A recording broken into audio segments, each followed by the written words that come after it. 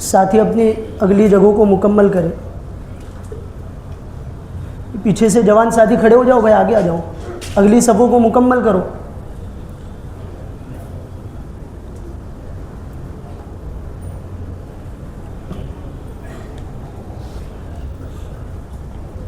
اللہ کے نبی پاک صلی اللہ علیہ وسلم نے مجلس میں بیٹھنے کے آداب بھی سکھلائے. صحابہ کرام رضی اللہ عنہم اجمعین اس طرح مجلس میں ایک ساتھ مل کے بیٹھا کرتے تھے کہ اگر ان پر چادر ڈال دی جاوے تو چادر میں جھول نہیں پڑتا تھا. اس طرح بیٹھتے تھے. اور جتنا اجتماعیت کے ساتھ بیٹھا جاتا ہے اللہ تعالیٰ اتنا دلوں کو مضبوط کرتے ہیں، آپس میں اتحاد پیدا ہوتا ہے. آج ہمارے اندر جو انتشار ہے اس کی بنیادی وجہ یہی ہے. نماز کی صفوں میں بھی ہم خلا کو مکمل نہیں کرتے، حالانکہ حدیث پاک کے اندر نبی کریم صلی اللہ علیہ وسلم نے فرمایا کہ اپنی صفوں کو صحیح کرو، درست کرو، مل مل کے کھڑے رہو، کہیں ایسا نہ ہو کہ اللہ تعالیٰ تمہارے دلوں کو پھیر دے. آؤ ساتھی آگے آؤ، اس طرف سے بھی آگے آ جاؤ ساتھی. قرآن کریم میں دین کی باتوں کے سننے کے فضائل بیان کیے. الذین یستمعون القول فیتبعون احسنہ، وہ لوگ جو دین کی باتوں کو غور سے سنتے ہیں اور پھر ان اچھی باتوں پر عمل کرتے ہیں. اولئک الذین ھداھم اللہ، یہی وہ لوگ ہیں جن کو اللہ نے ہدایت دی. وَأُولَئِكَ هُمْ أُولُو الْأَلْبَابِ، اور یہی عقل مند لوگ ہیں. اس لیے جو بھی باتیں کہی جاوے، سنی جاوے، عمل کی نیت سے ہم اس کو سنیں. جیسی نیت ہوگی اس کے مطابق اللہ پاک عمل کی توفیق دیں گے. اس لیے صحیح نیتوں کے ساتھ کہ جو بھی باتیں کہی جائے گی اعمال کی، اس پر ہم آج بھی اور پوری زندگی استقامت کے ساتھ عمل کریں گے. اعمال کے اندر استقامت بنیادی چیز ہے. ان الذین قالوا ربنا اللہ، اللہ پر ایمان لائے، ثم استقاموا، پھر اس ایمان پر استقامت کے ساتھ جمے رہے.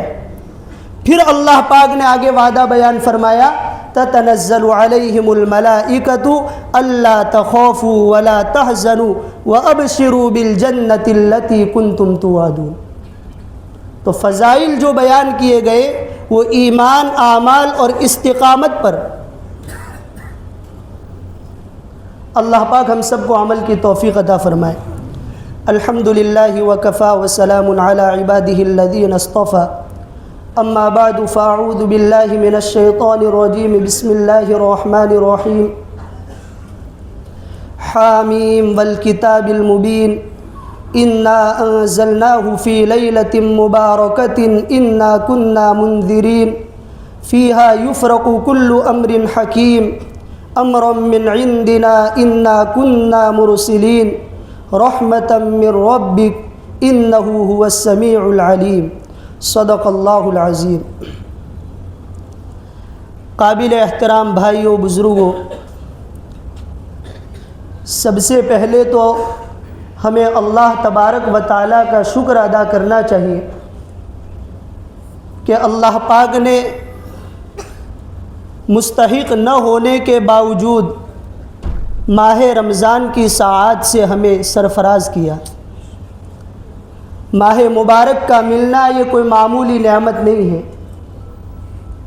آج ہم غور کریں کہ ہمارے رشتہ داروں میں، ہمارے تعلقات میں عمر رسیدہ نہیں بلکہ جوان جو گزشتہ ماہ رمضان میں اسی سرزمین پہ، اسی علاقے میں رہتے تھے، اور جب عید کا چاند دیکھا تھا تو اس وقت معانقہ کر کے یہ کہا تھا کہ آئندہ اللہ پاک نے رمضان کی سعادت دی تو اس سے اچھے اعمال کر کے اللہ کو راضی کریں گے.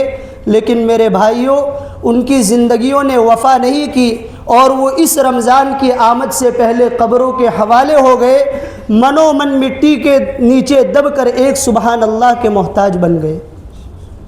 اس لیے ہمیں اللہ کا شکر ادا کرنا چاہیے کہ اللہ پاک نے ہمیں ایسا ماہ مبارک عطا فرمایا کہ جس ماہ مبارک کے انتظار میں حضور اکرم صلی اللہ علیہ وسلم 2 مہینے پہلے دعائیں فرمایا کرتے تھے۔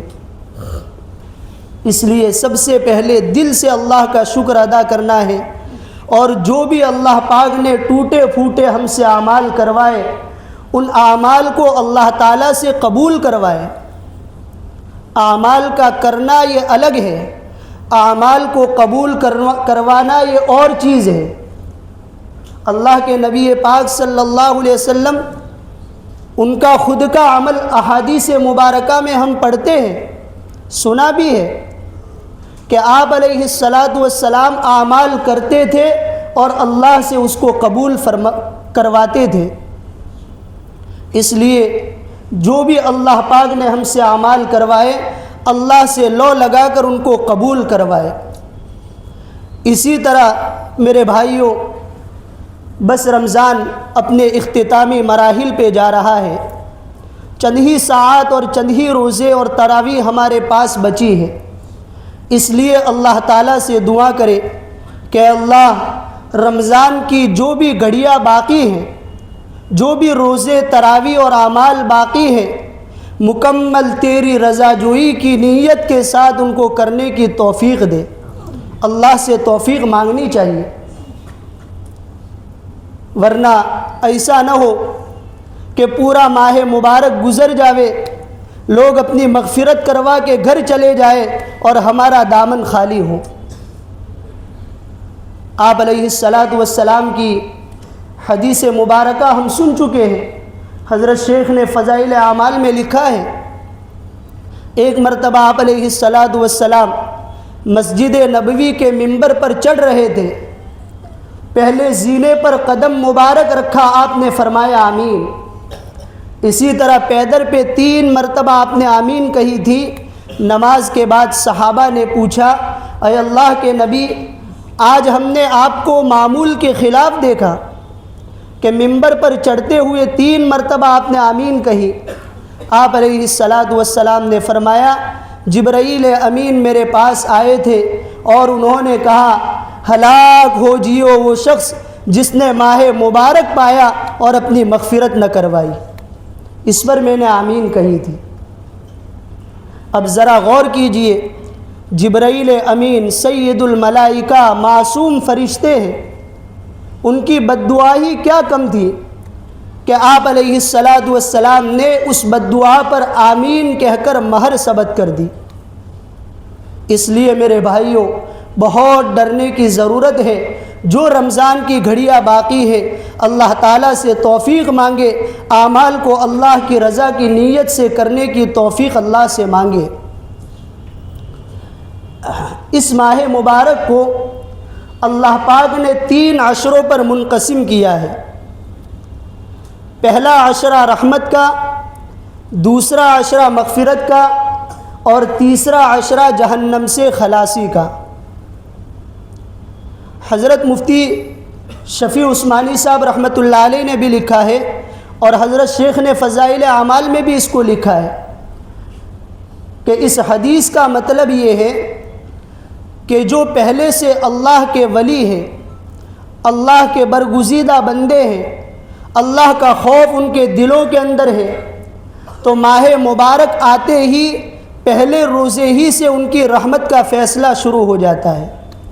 اللہ کی رحمتیں ان کے دلوں کی طرف متوجہ ہو جاتی ہیں، اور جو معمولی درجے کے گنہگار ہوتے ہیں، ایک عشرہ 10 دن مکمل اللہ کے لیے بھوکے اور پیاسے رہتے ہیں، پھر دوسرا عشرہ شروع ہو جاتا ہے تو اللہ پاک پہلے عشرے کی برکت سے ان کی مغفرت کر دیتے ہیں۔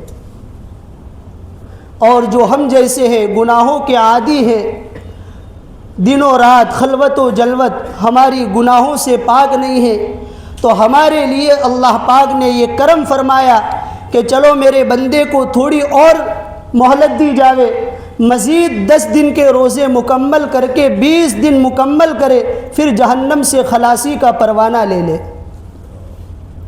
اس لیے میرے بھائیوں، ماہ مبارک کی قدردانی کو اللہ تعالیٰ سے مانگنا چاہیے۔ لیکن ان 3 عشروں میں سے جو تیسرا عشرہ ہے جو ابھی چل رہا ہے، اس عشرے کی اللہ پاک کے نزدیک بڑی عظمت ہے۔ اللہ پاک نے اس عشرے کی بعض ایسی خصوصیات رکھی ہے جو پہلے 2 عشروں کو اللہ پاک نے نہیں دی۔ خاص امتیازی عشرہ ہے یہ۔ اس عشرے کے امتیازی ہونے کی وجہ یہ ہے کہ آخری 10 دنوں کے اندر اللہ پاک نے اعتکاف جیسی عظیم الشان عبادت رکھی ہے۔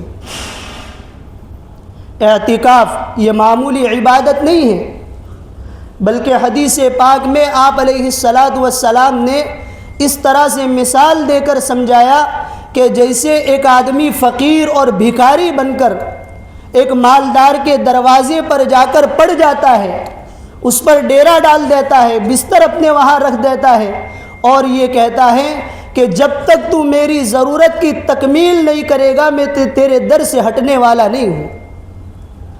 اب بتاؤ دنیا دار کتنا ہی سخت دل کیوں نہ ہو، ایک نہ ایک دن اس فقیر کے حالات کو دیکھ کر اس کا دل موم ہو جائے گا اور اس کو راضی کر لے گا۔ تو اسی طرح میرے بھائیوں معتکفین کی مثال ہے، اللہ کے در پہ آ پڑے ہیں کہ اللہ عید کا چاند دیکھنے سے پہلے جب تک تو میری مغفرت نہ کر دے گا تب تک میں تیرے در سے ٹلنے والا نہیں ہوں۔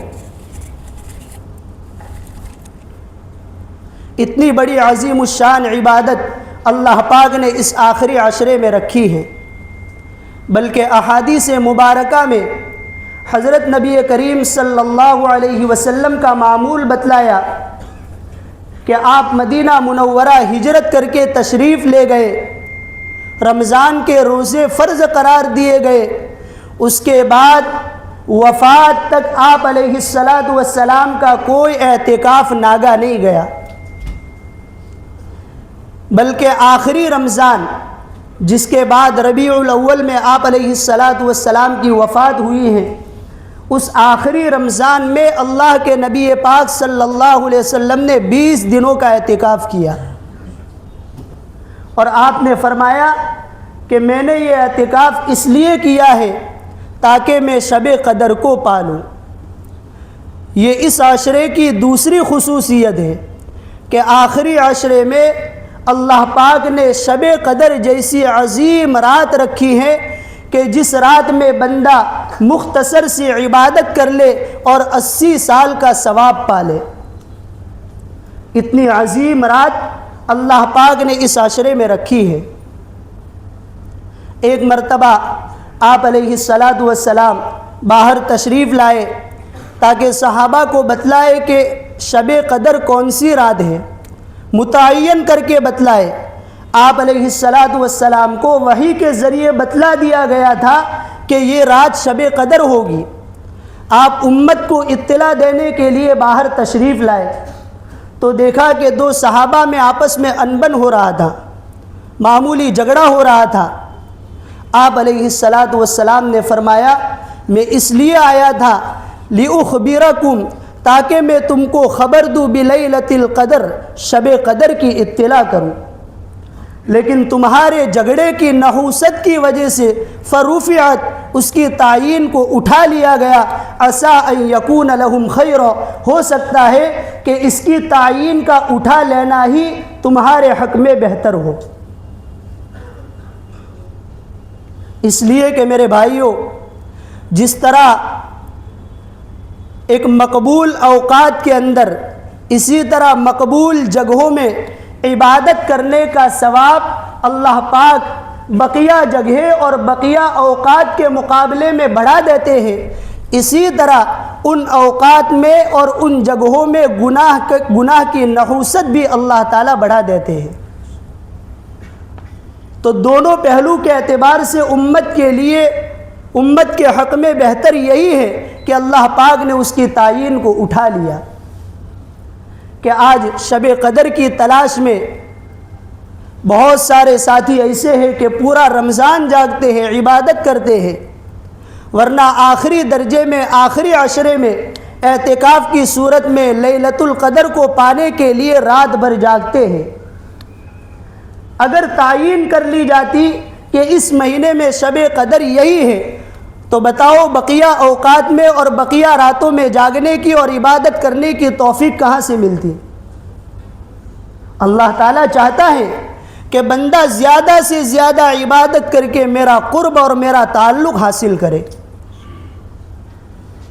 اسی طرح ہم جیسے جو گنہگار ہیں، اللہ پاک اگر تعین کر لیتے کہ یہ شب قدر ہے، اس کے باوجود اس رات میں گناہ کرتے شب قدر کو جاننے کے باوجود، تو بتاؤ ہماری ہلاکتی میں کیا تردد ہوتا؟ اس لیے ثواب کے اعتبار سے بھی اور گناہوں سے بچنے کے اعتبار سے، دونوں کے اعتبار سے ہمارے حق میں بہتر یہی ہے کہ اللہ پاک نے اس کی تعین کو اٹھا لیا۔ یہ لیلۃ القدر معمولی رات نہیں ہے میرے بھائیوں، بہت فضیلت والی رات ہے، بلکہ قرآن کریم میں اللہ پاک نے خود سورہ قدر میں اور سورہ دخان میں لیلۃ القدر کے 5 فضائل اور 5 خصوصیات بیان فرمائے۔ لیلۃ القدر کی پہلی خصوصیت یہ بیان فرمائی، انا انزلناہ فی لیلۃ القدر، کہ یہ وہ رات ہے جس رات میں اللہ پاک نے قرآن کریم کو نازل فرمایا۔ آپ لوگ جانتے ہیں کہ قرآن کریم 2 مرتبہ نازل ہوا ہے۔ ایک مرتبہ لوح محفوظ سے پورا کا پورا قرآن آسمان دنیا پر اترا ہے، پھر وہاں سے بوقت ضرورت بقدر ضرورت آپ علیہ السلام کے قلب اطہر پر نازل کیا گیا، تھوڑا تھوڑا کر کے 23 سال کے عرصے میں۔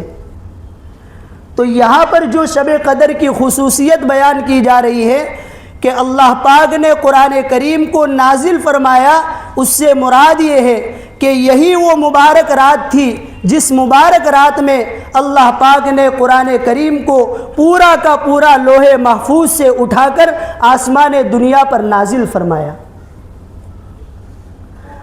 اب ذرا غور کیجئے، اللہ پاک نے اتنا بڑا پیغام اور اتنی بڑی عظیم کتاب کو نازل کرنے کے لیے لیلۃ القدر کا انتخاب فرمایا، تو اس لیلۃ القدر کی اور شب قدر کی عظمت اللہ تعالیٰ کے نزدیک کیا ہوگی؟ دوسری خصوصیت سورہ قدر میں اللہ پاک نے بیان فرمائی شب قدر کی، لیلۃ القدر خیر من 1000 شہر، کہ یہ وہ رات ہے جو 1000 مہینوں کی عبادت سے بہتر ہے۔ 1000 مہینے تقریباً 83 سال 3 یا 4 مہینے کے لگ بھگ ہوتا ہے، یعنی یہ سمجھو کہ ایک مسلمان کی پوری زندگی 83 سال 83 ایئرز، ان تمام سالوں کی عبادت سے افضل اللہ پاک نے لیلۃ القدر کی عبادت کو قرار دیا۔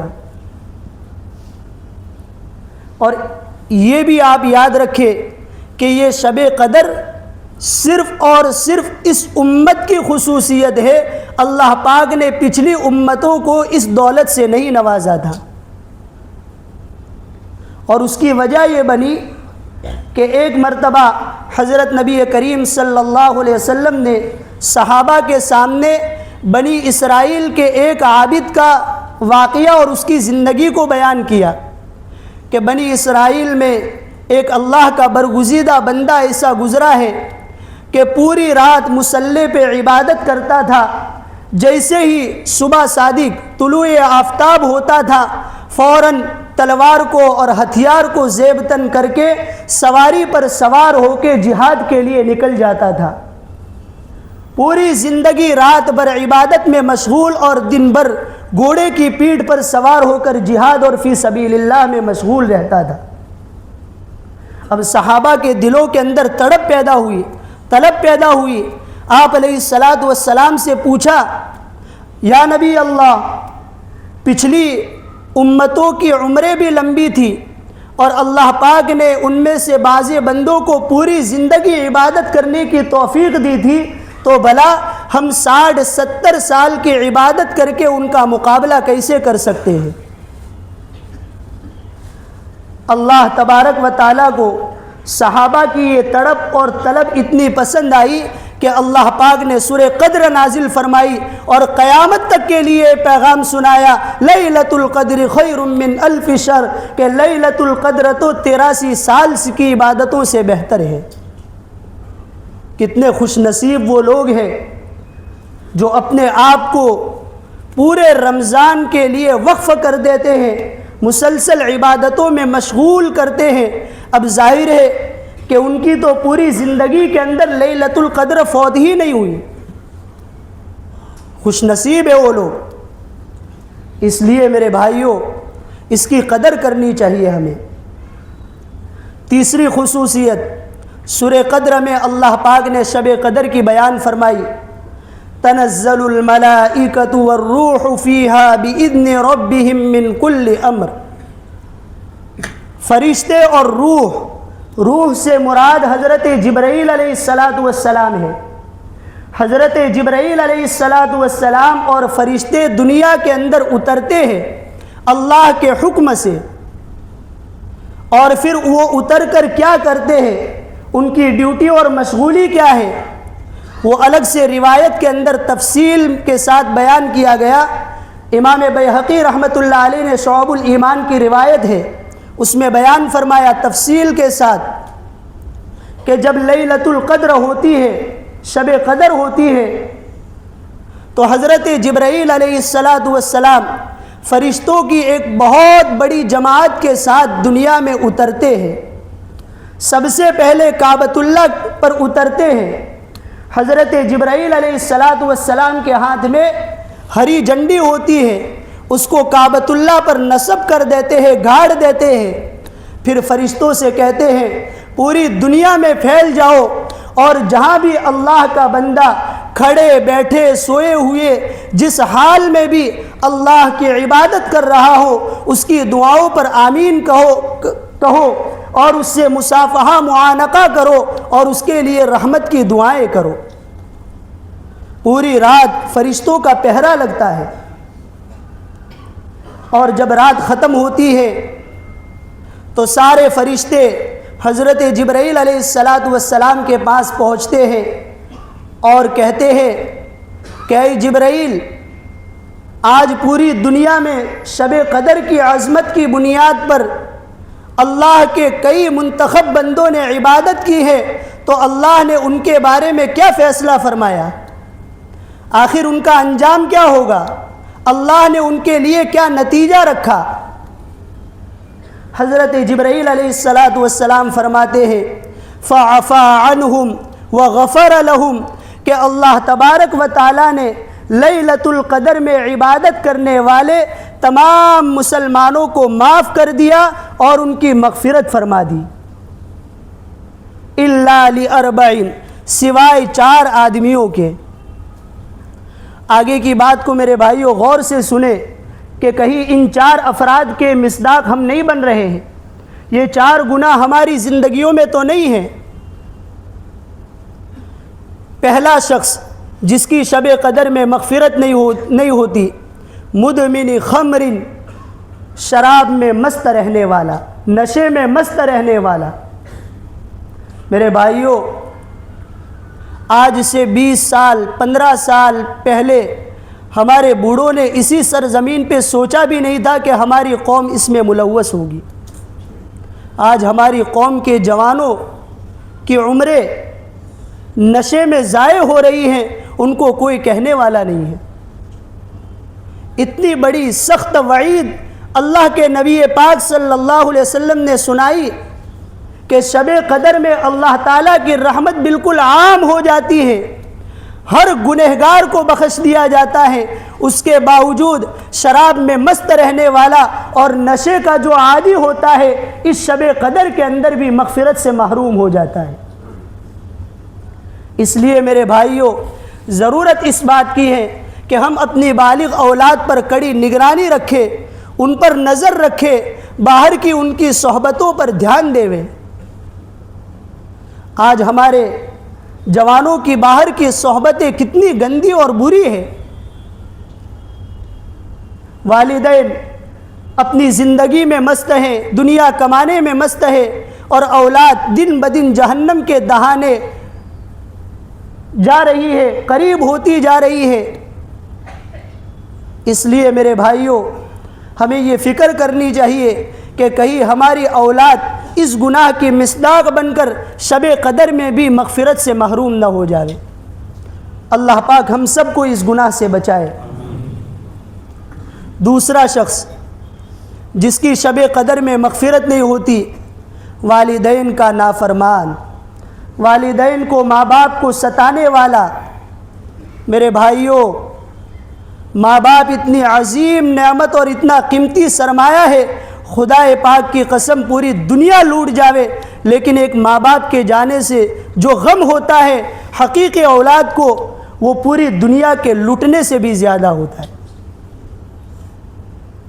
آج ہمارے 4-5 روزے باقی ہیں، عید کے ایام قریب ہے۔ عید کی خوشی میں ہماری چالیوں میں، چول میں، بلڈنگوں کے نیچے ہمارے بچے اکٹھا کھیلتے ہیں اور آپس میں مذاکرہ کرتے ہیں کہ میں نے عید کے لیے یہ کپڑے خریدے، میں نے عید کے لیے نئے چشمے لیے ہیں، میں نے عید کے لیے ایسی ٹوپی بنوائی ہے۔ میرے بھائیوں، ان بچوں، ان 10-12 بچوں کے اندر ایک یتیم بچہ بھی ہوتا ہے، بول نہیں سکتا، اس کا دل کڑتا ہے، معصوم بچہ ہوتا ہے، گھر پہ آ کے امی کو کہتا ہے کہ امی فلاں میرے دوست نے یہ چیز خریدی ہے، مجھے کب دلاؤ گے؟ ماں نہ کہہ سکتی ہے نہ سہ سکتی ہے، مصلی پہ کھڑے ہو کے اپنے ہاتھوں کو اٹھا کر اللہ تعالیٰ سے دعائیں مانگتی ہے، اے اللہ اگر میرا شوہر ہوتا تو میرے بچے کے الفاظ نہ ہوتے۔ ان یتیم بچوں سے جا کر میرے جوانوں پوچھو ماں باپ کی قدر کیا ہوتی ہے، ماں باپ کتنا قیمتی سرمایہ ہوتے ہیں۔ آج ہم سے ہمارے ماں باپ ناراض ہیں، بلکہ اب تو دنیا کا ماحول ایسا بنتا جا رہا ہے کہ اولاد ماں باپ کے پیسوں پر جوان ہوتی ہے، عیش و عشرت کے ساتھ عیاشی کر کے، اور جب ماں باپ بوڑھے ہوتے ہیں تو اپنی اولاد کی کمائی سے اپنی ضرورت کی بھی تکمیل نہیں کر پاتے۔ اولاد ماں باپ کے پیسوں سے عیش کرتی ہے، اور ماں باپ بڑھاپے میں اولاد کے پیسوں سے اور اولاد کی کمائی سے صرف ضرورت بھی پوری نہیں کر پاتے۔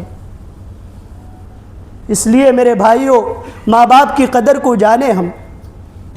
آج ہمارے گھر کے اندر ہماری بیوی امید سے ہوتی ہے، پیٹ سے ہوتی ہے، اس کے نقل و حرکت کو، کام کاج کو دیکھ کر، اس کی بیماری کو دیکھ کر ہمیں ترس آتا ہے، ہم ہاتھ کو بٹاتے ہیں، کام کاج میں اس کی معاونت کرتے ہیں۔ اس وقت ہمارا تصور یہ ہونا چاہیے، ایک وہ وقت یہ تھا میری ماں پر گزرا ہے، میں میری ماں کے پیٹ میں تھا، اور جس طرح میری بیوی جن دشواریوں سے گزر رہی ہے، میری خاطر میری ماں بھی گزری ہے۔ معمولی چیز نہیں ہے میرے بھائیوں۔ قرآن کریم میں والدین کے حقوق بیان کر فرمائے، فلا تقل لہما اف، ان کے سامنے بلند آواز سے اف بھی مت کہو۔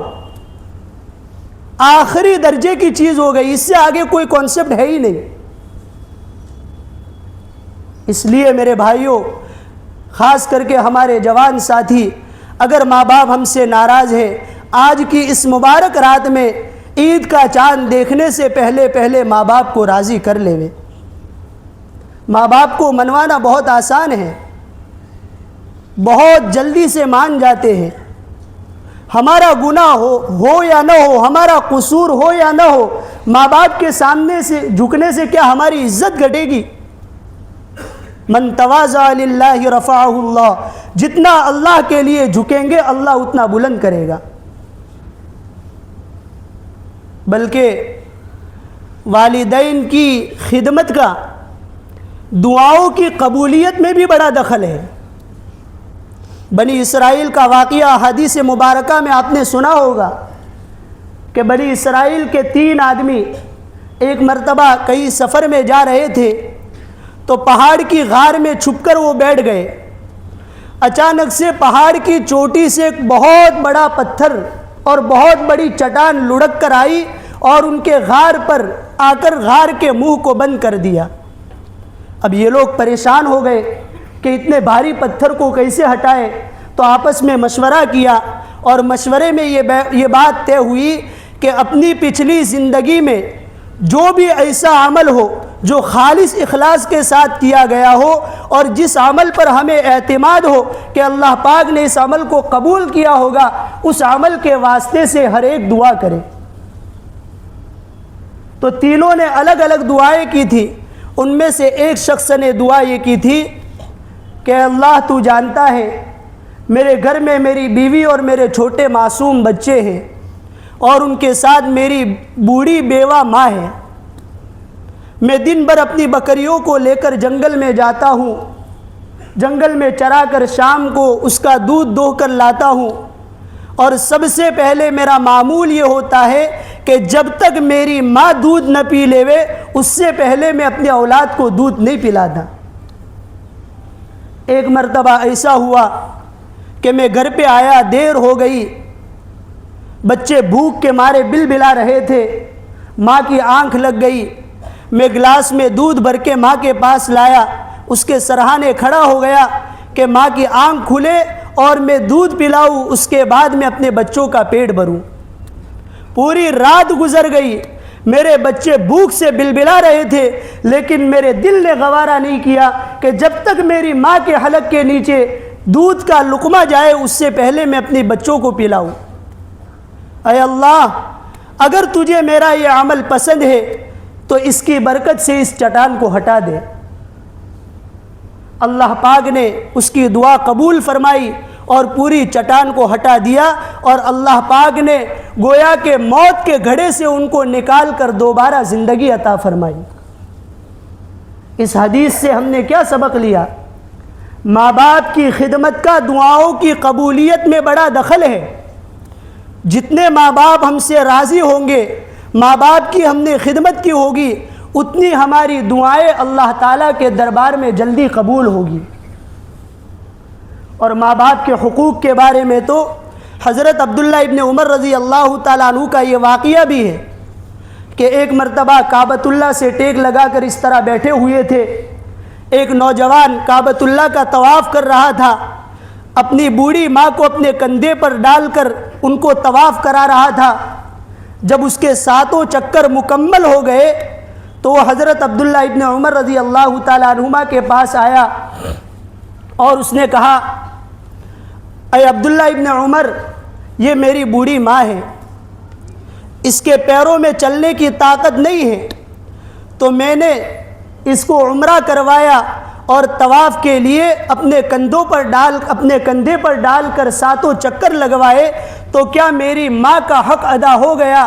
حضرت عبداللہ ابن عمر رضی اللہ تعالیٰ عنہما نے برجستہ جواب دیا، اے جوان بیٹھ اور سن، جب تو پیدا ہو رہا تھا، تیری ولادت کا وقت تھا، اس وقت تیری ماں کو درد ذہ ہو رہا تھا، اور اس وقت اس نے جو کراہ رہی تھی، اس کی جو ایک آہ نکلی تھی، اس آہ کا بھی تو نے حق ادا نہیں کیا۔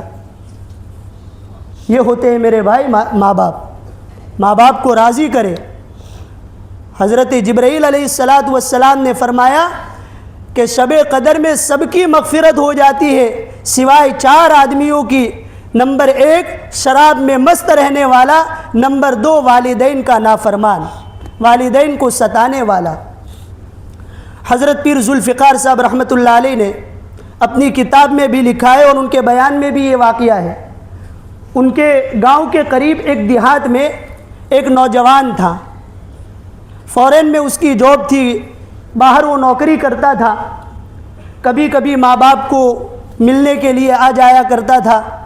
اس کی شادی ہو گئی، شادی کے بعد پھر اس کی بیوی نے تقاضا کیا کہ میں دیہات میں نہیں رہ سکتی، تو اس کو شہر میں شفٹ کر لیا۔ پھر بیوی کی باتوں میں آ کر اپنے ماں باپ کو ناراض کر دیا اور ماں باپ سے تعلق توڑ دیا۔ اسی دوران باپ کا انتقال ہو گیا۔ اس کے بعد ماں حیات تھی، بوڑھی ماں تھی، کوئی پرسان حال نہیں تھا۔ یہ اپنی بیوی کو لے کر عمرے کے لیے چلا گیا، اس کا عمرہ مکمل ہو گیا، ابھی قریب کا واقعہ ہے۔ عمرہ مکمل کرنے کے بعد رات میں سویا ہوا تھا، کوئی خواب میں آ کر کہہ رہا ہے تو 1000 مرتبہ عمرہ کر لے، تیرے عمرے کی اللہ کو کوئی ضرورت نہیں ہے۔ مسلسل 3 مرتبہ 3 دن خواب آیا، پھر وہ پریشان ہوا، وہاں مکہ مکرمہ میں کوئی اللہ کے ولی تھے، ان کے پاس گیا اور پوچھا کہ میں نے اس طرح عمرہ کیا ہے اور مسلسل یہ خواب آ رہا ہے کہ تو نے یہ عمرہ تو کیا کیا، 1000 عمرہ کر لے، اللہ کو تیرے عمرے کی کوئی ضرورت نہیں ہے۔ فوراً اس اللہ کے ولی نے اس کی اصلاح فرمائی اور کہا بتا تیرے ماں باپ حیات ہیں؟ کہا کہ میرے باپ تو حیات نہیں ہے لیکن میری ماں زندہ ہے۔ کہ تیری ماں سے تیرا تعلق باقی ہے؟ نہیں، برسوں ہو گئے میں نے اپنی ماں کو چھوڑا ہے۔ فرمایا پہلی فرصت میں یہاں سے ٹکٹ بنوا کے گھر پہ جا، اپنی بوڑھی ماں کے قدم پکڑ کر معافی مانگ، اس کے بعد عمرے کے لیے آ۔ اعمال کی قبولیت میں جس طرح دعا کی قبولیت میں ماں باپ کی رضامندی کا بڑا دخل ہے، اسی طرح اعمال کی قبولیت میں بھی ماں باپ کی خدمت کا اور ماں باپ کی رضامندی کا دخل ہے۔ اس لیے میرے بھائیوں، آج ہم اس بات کا فیصلہ کریں کہ اگر معمولی درجے میں بھی ہمارے ماں باپ ناراض ہو اور ہم نے پچھلی زندگی میں کوئی چھوٹی سی بھی ان سے گستاخی کی ہو، آج ہم ان سے معافی مانگیں گے، پیر پکڑنے کی ضرورت پڑے گی، چھوٹے بن کے پیر پکڑ کے معافی مانگیں گے، ان کا دل صاف کریں گے اور ان کی برکت سے، ان کی دعاؤں کی برکت سے اللہ پاک کی رحمت کو اپنے دلوں کی طرف متوجہ کریں گے۔ تیسرا آدمی جس کی شب قدر میں مغفرت نہیں ہوتی، قطع تعلقی کرنے والا، رشتوں کو توڑنے والا۔ آج میرے بھائیوں، ہمارے معاشرے کے اندر جو خرابیاں پنپ رہی ہے اور روزانہ وہ خرابیاں ترقی کر رہی ہے، ان میں سے ایک بنیادی خرابی یہ ہے کہ دن بدن ہمارے رشتے ٹوٹ رہے ہیں، آپس کے تعلقات ختم ہو رہے ہیں، دراڑیں بڑھتی جا رہی ہے، خلیجیں کم ہونے کا نام نہیں لے رہی ہے۔ قطع تعلقی کرنا یہ تو شیطان کا عمل ہے۔ حدیث پاک میں آپ علیہ السلام نے فرمایا کہ ابلیس روزانہ رات کو اپنا عرش لگاتا ہے، کرسی لگاتا ہے، اس کے بعد اپنے سارے چیلوں کو، اپنے کارکنوں کو اپنے سامنے بلا کر بٹھاتا ہے اور ایک ایک سے پوچھتا ہے بتا تو نے آج کون سا کام کیا، بتا تو نے آج کون سا کام کیا۔ وہ سارے کارکنان پورے دن کی کارگزاری ابلیس کے سامنے پیش کرتے ہیں۔ ایک کھڑے ہو کے کہتا ہے کہ ایک بندہ نوجوان عبادت گزار تھا، میں نے اس کو عبادت سے الگ کروا کے شراب میں اس کو مست کر دیا۔ شیطان کہتا ہے تو نے کچھ بھی نہیں کیا۔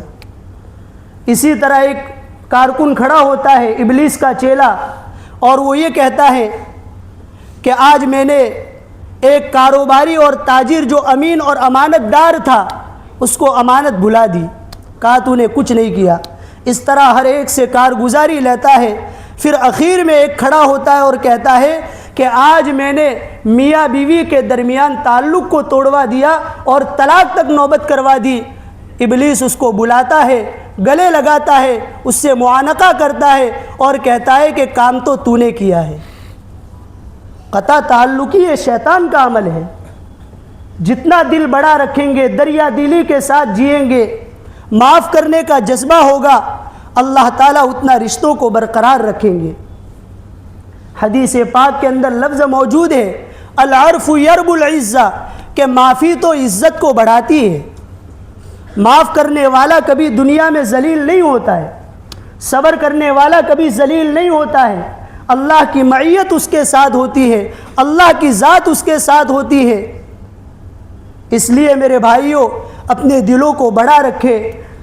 اگر رشتہ داروں کی طرف سے کوئی مصیبت، کوئی تکلیف کا سامنا کرنا پڑ رہا ہے تو اللہ تعالیٰ سے عافیت مانگے، صبر کا دامن اپنے ہاتھوں سے نہ چھوڑے اور رشتوں کو برقرار رکھے۔ جتنے ہمارے رشتے مضبوط ہوں گے، اللہ تعالیٰ کی طرف سے رحمتیں متوجہ ہوں گی۔ اسی طرح میرے بھائیوں، چوتھا آدمی جس کی شب قدر میں مغفرت نہیں ہوتی، کینہ رکھنے والا، اپنے دل میں اپنے بھائی کے بارے میں کینہ رکھ رہا ہے، حسد ہے، دل کے اندر بغض اور عداوت کو لے کر گھوم رہا ہے۔ آج میرے بھائیوں، ہمارے دل امراض باطنہ سے پاک نہیں ہیں. دلوں کے اندر پتہ نہیں کون کون سی بیماریاں چھپی ہوئی ہیں. دلوں کو پاک کرنے کی ضرورت ہے. تقوی کی چار منزلیں ہیں. پہلی منزل یہ ہے کہ اپنے بدن کو نجاست سے بچایا جاوے. دوسری تقوی کی منزل ہے کہ اپنے ظاہری اعضاء کو گناہوں سے بچایا جاوے. تقوی کی تیسری منزل یہ ہے کہ اپنے دل کو گناہوں سے پاک کیا جاوے. اور تقوی کی آخری اور چوتھی منزل یہ ہے کہ اپنے ذہن کو اپنی تعریف سے پاک کر دیا جاوے. تو یہ تو تقوی کی بنیادی چیز ہے کہ اپنے دلوں کو پاک کریں ہم. دوسرا ہمارے بارے میں کیا سوچ رہا ہے, اس کے کیا خیالات ہے, اور اس کی باتوں کے تعلق سے پس پردہ ہمارے کانوں میں کیا باتیں آ رہی ہیں, سب کو نظر انداز کرے, کام کو فوکس کرے, اللہ سے مانگے, صبر کر کے آگے چلے. اللہ ہمیں بھی نوازیں گے, اپنے اولادوں کو بھی نوازیں گے. معافی کا جذبہ اپنے اندر پیدا کرے, اللہ سے مانگے. حضرت سفیان ثوری رحمۃ اللہ علیہ فرماتے ہیں, کتنے بڑے تابعی ہیں وہ, صحاح ستہ کے روات میں سے, امام ابو حنیفہ کے ہم عصر ہے, امام مالک کے استاد ہے. حضرت سفیان ثوری رحمۃ اللہ علیہ فرماتے ہیں کہ ایک مرتبہ کسی آدمی کے بارے میں میرے دل میں ذرا سا خیال گزر گیا, معمولی خیال گزر گیا اس کی حقارت کا, 40 دن تہجد سے محروم ہو گیا. اس لیے میرے بھائیوں, اللہ کی طرف رجوع کرنے کی ضرورت ہے, اپنے دلوں کو پاک کرنے کی ضرورت ہے. اللہ والوں کی صحبت اختیار کریں ہم. قرآن کریم کہہ رہا ہے, یا ایھا الذین آمنوا اتقوا اللہ وکونوا مع الصادقین, اللہ سے ڈرو اور سچے لوگوں کے ساتھ رہو. اللہ والوں کی صحبتوں سے, ان کی جوتیاں سیدھی کرنے سے اللہ پاک دلوں کو امراض باطنہ سے دور کرتے ہیں. شب قدر کی یہ تیسری خصوصیت تھی. تو 4 لوگ ہیں جن کی شب قدر میں مغفرت نہیں ہوتی. نمبر 1 شراب میں مست رہنے والا. نمبر 2 والدین کا نافرمان. نمبر 3 قطع تعلقی کرنے والا, رشتوں کو توڑنے والا. نمبر 4 اپنے دل میں اپنے بھائی کے بارے میں کینہ رکھنے والا. آج ہم فیصلہ کریں کہ اگر ان 4 کبیرہ گناہوں میں سے کوئی گناہ ہمارے دل کے اندر ہے تو ہم فیصلہ کرتے ہیں کہ اللہ تعالی ہمیں پچھلی زندگی میں ان تمام گناہوں کو جو بھی ہو چکے ہیں معاف کر دے, اور آئندہ کی زندگی ان تمام گناہوں سے ہمیں حفاظت فرما. شب قدر کی چوتھی خصوصیت, سلام ہی حتی مطلع الفجر, کہ اللہ پاک پوری دنیا میں سلامتی کو, رحمت کو عام کر دیتے ہیں, اور یہ سلامتی اور رحمت طلوع فجر تک, صبح صادق تک مسلسل رہتی ہے. یہ شب قدر کی خصوصیت ہے. شب قدر کی 5ویں خصوصیت سورہ دخان میں ہے, انا انزلناہ فی لیلۃ مبارکۃ انا کنا منذرین فیہا یفرق کل امر حکیم, کہ اس مبارک رات میں پورے سال کے تمام امور کا فیصلہ کر دیا جاتا ہے. لوگوں کی زندگی, موت, رزق کا فیصلہ اللہ پاک شب قدر میں فرماتے ہیں. اب ہمارے ذہن میں ایک سوال آتا ہے کہ شب برات جو 15 شعبان کی رات ہے, اس کے فضائل میں بھی ہم نے سنا ہے کہ اللہ پاک اس میں امر محکم کا اور تقدیر کا فیصلہ فرماتے ہیں, اور شب قدر میں بھی فرماتے ہیں. تو بظاہر 2 باتوں میں ٹکراؤ ہو رہا ہے, کوئی ٹکراؤ نہیں ہے دونوں میں. اس کو ایک مثال سے آپ سمجھ سکتے ہیں, سادی سی مثال سے. جیسے ہماری پورے ملک کے اندر کوئی نیا قانون پاس کرنا ہے تو پارلیمنٹ میں اس کو پاس کیا جاتا ہے, لیکن جیسے ہی پارلیمنٹ میں وہ قانون پاس ہوتا ہے, دوسرے ہی دن پورے ملک اور دیش میں وہ قانون نافذ نہیں ہوتا. اس کو نافذ کرنے کے لیے مستقل اسٹیٹ وائز کمیٹیاں بنانی پڑتی ہیں, اور اسٹیٹ کی گورنمنٹ پر دباؤ ڈالنا پڑتا ہے, پھر وہ اپنے اسٹیٹ لیول اس کو نافذ کرتا ہے. تو یہی مثال ہے کہ شب برات 15 شعبان کی رات میں پورے سال کا اللہ پاک تقدیر کا فیصلہ لکھ دیتے ہیں، فرشتوں کے حوالے کر دیتے ہیں، لیکن اس پر جو عمل جاری ہوتا ہے وہ شب قدر سے جاری ہوتا ہے۔ یہ اس رات کی شب قدر کی خصوصیت ہے۔ اس لیے میرے بھائیوں ہمیں اس کی قدر کرنی چاہیے۔ ہو سکتا ہے آج کی رات، اسی طرح آئندہ کی جتنی بھی راتیں بچی ہیں، ضروری نہیں ہے کہ طاق راتوں ہی میں شب قدر ہو، اس میں زیادہ احتمال ہے کہ طاق راتوں میں مل جاوے، لیکن طاق راتوں کے علاوہ میں بھی شب قدر ہوتی ہے۔ اس لیے کم سے کم آخری درجے میں آخری عشرہ اگر اعتکاف نہ کر سکے تو مختصر سی عبادت کر لیوے اور اپنے اوقات کو ضائع نہ کرے۔ اور شب قدر کے تعلق سے کوئی مخصوص عمل، متعین عمل احادیث مبارکہ سے ثابت نہیں ہے۔ ترمذی شریف کی روایت ہے، ایک مرتبہ حضرت عائشہ صدیقہ رضی اللہ تعالی عنہ نے آپ علیہ السلام سے پوچھا کہ اللہ کے نبی، اگر میں شب قدر کو پالوں تو میں کیا کروں؟ تو آپ علیہ السلام نے فرمایا کہ اگر تم شب قدر کو پالو تو یہ دعا پڑھو۔ ترمذی شریف کی روایت ہے، اللہم انک عفو تحب العفو فاعف عنی۔ اللہم انک عفو، اے اللہ تو بڑا معاف کرنے والا ہے، غفور الرحیم ہے، تحب العفو، بندوں کی طرف سے معافی کو پسند بھی کرتا ہے، فاعف عنی، میری مغفرت فرما۔ یہ دعا آپ علیہ السلام نے حضرت عائشہ صدیقہ رضی اللہ تعالیٰ عنہ کو سکھلائی۔ اس حدیث کی روشنی میں ہمیں یہ پیغام ملتا ہے کہ شب قدر کا اگر کوئی مخصوص عمل ہے تو اپنی پچھلی زندگی پر توبہ، استغفار اور رجوع الی اللہ ہے۔ اللہ تعالیٰ سے توبہ کرے، استغفار کرے، رجوع کرے۔ اللہ تعالیٰ کو اپنے روٹھے ہوئے بندے کی توبہ بے پناہ پسند ہے میرے بھائی۔ اس کا رحمت کا دریا جہاں پر ہماری سوچیں ختم ہوتی ہیں، جہاں پر ہمارے گناہ ختم ہوتے ہیں، وہاں سے اللہ تعالیٰ کی رحمت کا کنارہ شروع ہوتا ہے۔ وَرَحْمَتِي وَسِعَتْ كُلَّ شَيْءٍ، اللہ پاک خود قرآن میں بیان فرماتے ہیں میری رحمت ہر چیز کو وسیع ہے۔ اس لیے ہمیں نا امید نہیں ہونا چاہیے۔ یا عبادی الذین اسرفوا علی انفسہم لا تقنطوا من رحمت اللہ ان اللہ یغفر الذنوب جمیعا انہ هو الغفور الرحیم۔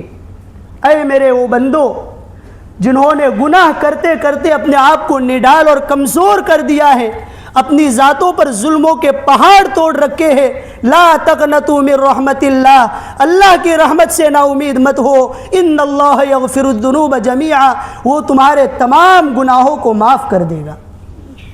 اس لیے شب قدر کا مخصوص عمل یہ ہے کہ ہم اپنی پچھلی زندگی سے توبہ استغفار کرے، اللہ تعالیٰ کی طرف رجوع کرے اور اللہ تعالیٰ کو منوائے۔ حدیث پاک میں آپ علیہ السلام نے مثال سے سمجھایا کہ اللہ تعالیٰ کو بندے کی توبہ کتنی پسند ہے۔ مثال اس طرح سے دی کہ جس طرح پہلے زمانے میں، آج کے زمانے میں نوبت بہت کم آتی ہے، پہلے زمانے میں جب دور دراز کا سفر ہوتا تھا تو اس طرح سے سواریاں نہیں ہوتی تھی، گھوڑے پر اور اپنے جانوروں پر سواری کرتے تھے، جنگلوں اور پہاڑوں کے راستوں سے گزرتے تھے۔ اب ظاہر ہے کہ وہ زندگی اور موت کا سوال ہے، تو وہ اپنے ساتھ پانی اور کچھ توشہ لے کر چلتے تھے۔ اب ایک مسافر اپنی سواری پر توشے دان کی اور پوری تیاری کے ساتھ گھر سے روانہ ہوا۔ اب جنگل سے وہ گزر رہا تھا، میلوں کا سفر اس نے طے کیا۔ اب وہ تھک ہار کے ایک درخت کے سائے کے نیچے کچھ آرام کے لیے ٹھہرا۔ ابھی کچھ ناشتہ پانی کر کے وہ سویا تھا، اس کی آنکھ لگی کہ اچانک سے اس کی سواری بدک کر وہاں سے ہٹ گئی اور گم ہو گئی۔ اب اس کی آنکھ کھلی تو اس نے اپنی سواری کو نہیں پایا۔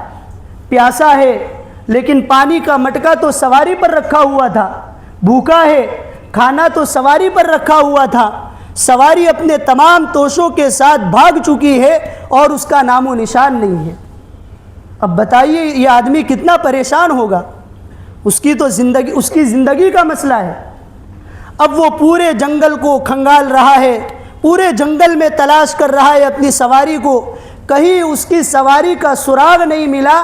اب اس نے فیصلہ کر دیا کہ میرے سامنے موت کے سوائے کوئی چارہ نہیں ہے، موت ہی کی نیت سے دوبارہ درخت کے سائے کے نیچے آ کے لیٹ گیا کہ بس اب لمحوں کی دیر ہے، اللہ پاک بھوکے پیاسے میری روح کو قبض کر لے گا۔ اتنے میں اس کو دوبارہ آنکھ لگی، پھر سے آنکھ کھلی تو دیکھا کہ اپنی سواری توشے دان کے ساتھ موجود ہے۔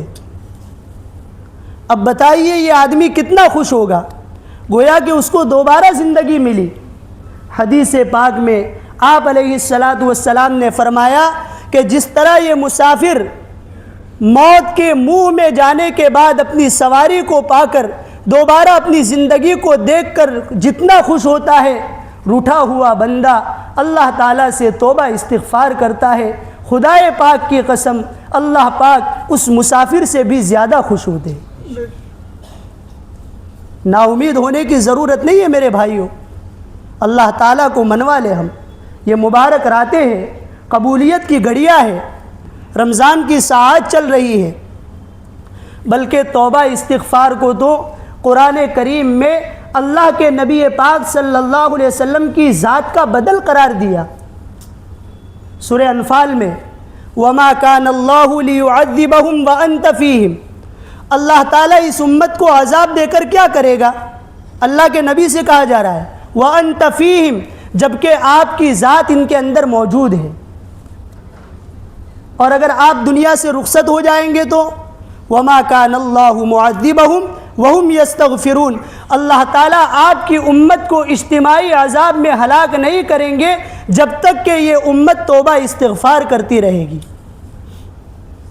تو گویا کہ عذاب کو روکنے میں توبہ استغفار کو اللہ کے نبی پاک صلی اللہ علیہ وسلم کا بدل قرار دیا قرآن کریم میں۔ ایک مرتبہ حضرت حسن بصری رحمۃ اللہ علیہ بیٹھے ہوئے تھے، ایک آدمی آیا اور اس نے کہا کہ میں کسان ہوں، قحط سالی ہے، میرا اناج ضائع ہو رہا ہے اور میرے بچے میری اولاد بھوک کے مارے مر جائے گی۔ تو حضرت حسن بصری رحمۃ اللہ علیہ نے فرمایا استغفار کرو۔ دوسرا آدمی آیا، حسن بصری میں بے اولاد ہوں، اللہ تعالیٰ سے دعا کرے کہ اللہ مجھے اولاد کی دولت سے نوازے۔ حضرت حسن بصری نے فرمایا استغفار کرو۔ دوسرا آدمی آیا کہ حسن بصری میں کاروباری لائن سے اور معیشت کے لائن سے بہت پریشان ہوں، اللہ تعالیٰ سے دعا کرو کہ اللہ تعالیٰ میری کاروبار کی اور معیشت کی الجھنوں کو دور کرے۔ فرمایا کہ استغفار کرو۔